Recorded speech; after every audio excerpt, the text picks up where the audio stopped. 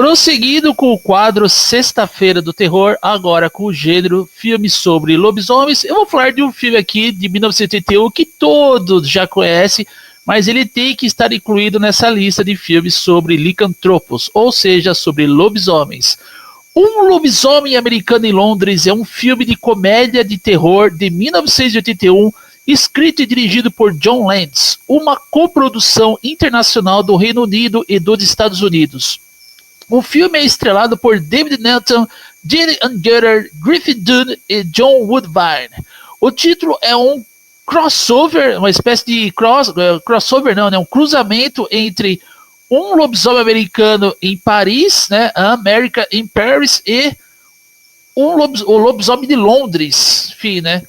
O enredo do filme segue dois mochileiros americanos, personagens David e Jack, que são atacados por um lobisomem enquanto viajam pela Inglaterra, fazendo com que David se torne um lobisomem. Já dei spoilers sobre a próxima lua cheia.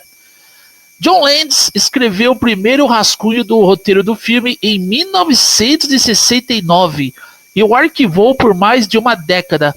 Os financiadores em potencial acreditavam que o roteiro de Landis era assustador demais para ser um filme de comédia e engraçado demais para ser um filme de terror. Assustador demais para ser um filme de comédia e engraçado demais para ser um filme de terror, enfim. Depois de alcançar o sucesso em Hollywood com as comédias The Kentucky Fried Movie, National Lampoon Animal House e The Blues Brothers, os irmãos cara de pau, John Landis conseguiu garantir financiamento da Polygram Pictures para produzir Um Lobisomem Americano em Londres. Esse filme aqui, National Lampoon, alguma coisa assim, enfim, não sei, será que é aquele filme Férias Frustradas? Também não me lembro agora, enfim, fica aqui a informação. Um Lobisomem Americano em Londres foi lançado nos Estados Unidos pela Universal Pictures em 21 de agosto de 1981. Foi um sucesso de crítica e comercial, ganhando o Saturn Award de 1981 de melhor filme de terror e o maquiador Rick Baker ganhando o Oscar inaugural de melhor maquiagem. Desde seu lançamento, tornou-se um clássico cult. Uma sequência, Um Lobisomem Americano em Paris, que é uma bosta, foi lançada pela Hollywood Pictures em 1997. Bom, deixando aqui as minhas considerações sobre esse filme, ele não tem muito o que comentar aqui, a trama é bem simples, eu acho que ele é bem mais simples do que várias tramas de filmes de terror que eu considero simples. Quando estamos falando de lobisomem, é aquela mesma solução, né? É mordido por um lobisomem, vai se transformar num licantropo na próxima lua cheia e vai passar essa maldição para várias outras pessoas, e quando ele não está passando a maldição, ele está dilacerando e matando pessoas ali num nível de gore que é escatológico.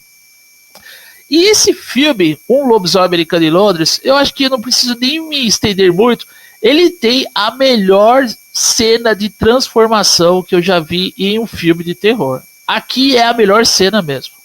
Venceu todas as cenas, né? Estão falando de lobisomem, mas aqui é a melhor transformação, porque o filme não utiliza aquele fundo escuro, ele é mostrado na claridade, até porque na cena em si, que eu não vou spoiler aqui, vemos o personagem David Kessler, ele se transformando em um lobisomem, onde temos na claridade, as luzes estão acesas dentro de uma casa, na sala de uma casa. E a transformação é muito foda. A gente vê prótese ali, a gente vê efeitos práticos, vemos um pouquinho de computação gráfica, um pouquinho do que viria a ser a CGI, mas usada de uma forma totalmente sábia. A CGI é usada sabiamente ali em Um Lobisomem Americano em Londres, cara. Ainda mais quando a traqueia, né, do lobisomem acaba crescendo dentro do rosto do personagem que está infectado pela maldição da lua cheia. Transformação é muito foda. E olha só que interessante, o lobisomem aqui, em Um Lobisomem Americano em Londres, ele não é um lobisomem que anda com uma pessoa normal, ele é praticamente um cão dos infernos, totalmente visceral, com mandíbula. Ele é um cão, e ele se comporta definitivamente como um animal selvagem e não como um monstro humano, porque o lobisomem, né, até porque naquele filme que eu já ressaltei anteriormente, que é A Lenda do Lobisomem, o lobisomem é metade homem, metade lobo, ou seja, um monstro humano, metade homem, metade monstro. Aqui em Um Lobisomem Americano em Londres, a caracterização do lobisomem é um cão dos infernos. É um cão dos infernos que, quando ele aparece um pouco na claridade, a gente vê aquele efeito de maquiagem e um pouquinho de obscuridade por parte dessa encarnação do lobisomem. Mas se eu tenho um ponto negativo a ressaltar sobre esse filme, é que no final do filme me pareceu, opinião minha, ponto de vista em particular aqui de Tape 60, que eles deram um final ali bastante raso para o filme, porque aquele lobisomem, né, embora aqui, né, até mesmo no filme A Lenda do Lobisomem, temos um final ali que é praticamente, né, quase direto. Mas aqui eu acho que o lobisomem ser um cão dos infernos, é um cão mais, uma versão mais visceral, mais animal selvagem mesmo, cão do capeta, né, falando assim mesmo. Eu vi que o final foi bem assim, direto, não vemos nenhuma transformação. Agora que eu cheguei no ponto importante aqui, em O Lobisomem Americano em Londres, não vemos nenhuma transformação, né, o lobisomem revertendo a forma humana. Já é mostrado que quando o lobisomem acaba perdendo a vida ali, que eu não vou dizer como, ele não se transforma em humano, né? A gente só vê depois o personagem do David Nutter, que é o David Kessler no filme, e o revertido à forma humana, cara. A gente não vê, e aí o filme se encerra, né? Aquela música, Blue Moon,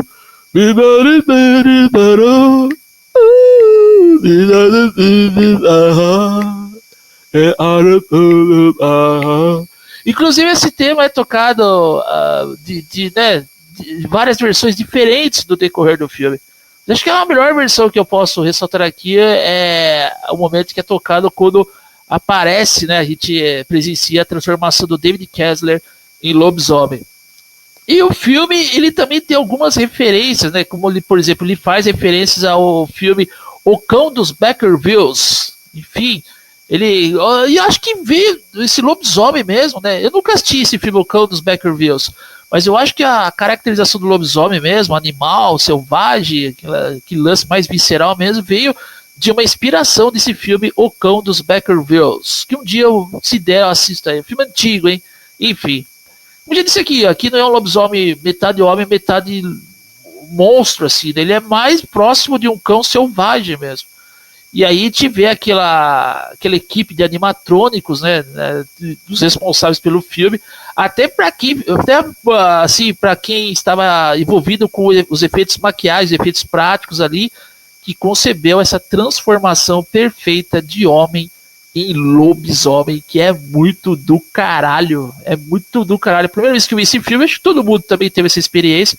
Em 1981, quem cresceu foi feliz naquela época lá, que pegou esses filmes sendo exibidos no SBT, sabe que o Silvio Santos, o senhor Abravanel, anunciou esse filme numa exibição exclusiva no SBT. Aí depois eu viria alugá-lo várias e várias vezes e finalmente teria ele gravado em VHS aqui comigo. O VHS não sobreviveu, aí veio a era da internet, eu baixei ele em DVD RIP e depois baixei ele em Blu-ray RIP.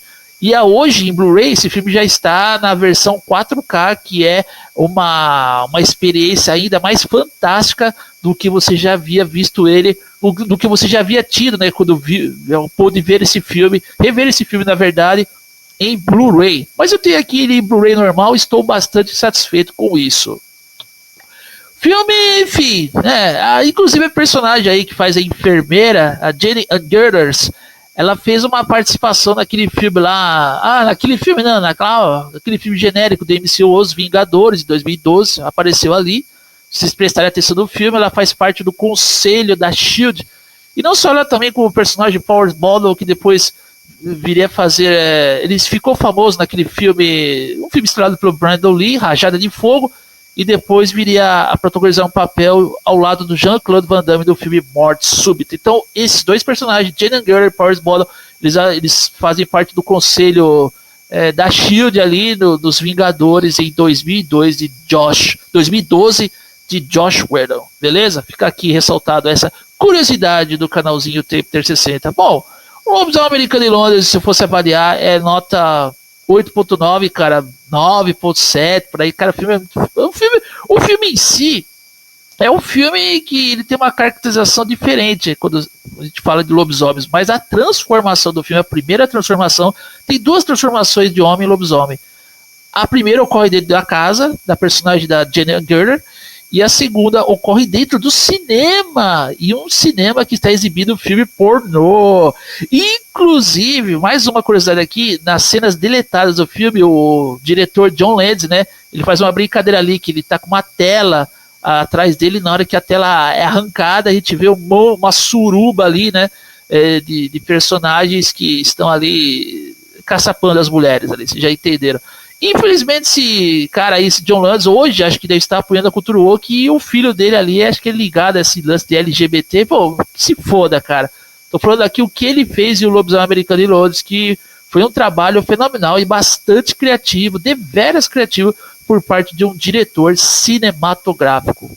Enfim, tudo isso que eu tenho para falar de An American Werewolf in London. Espero que vocês tenham gostado dessa recomendação. Um filme que vocês podem rever aí à vontade na Rede Brasil, né? Tá passando ali até com dublagem, nossa, né? Dublagem clássica brasileira da época ali.